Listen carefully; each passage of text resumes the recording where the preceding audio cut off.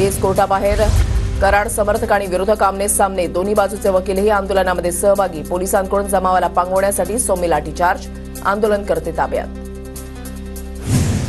वाल्मिक कराडला फाशी द्या, वकील हेमा पिंपळे या आक्रमक, तर पोलिसांची दादागिरी खपवून घेणार नाही, कराडच्या समर्थकांकडून जोरदार घोषणाबाजी.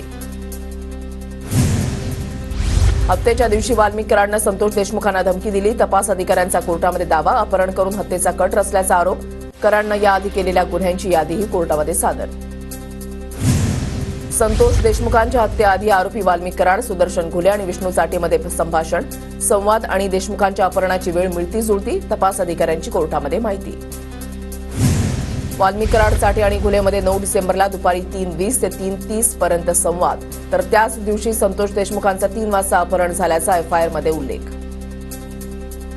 आरोपीने कट रचला, मग अपहरण करून संतोष देशमुखांची हत्या केली. गुन्ह्यामधले आरोपी सराईत आणि गुन्हेगारी पार्श्वभूमीचे, एसआयटीकडून कोर्टामध्ये माहिती, तर हत्या संघटित गुन्हेगारीतून असल्याचं पोलिसांकडून पुरावे सादर.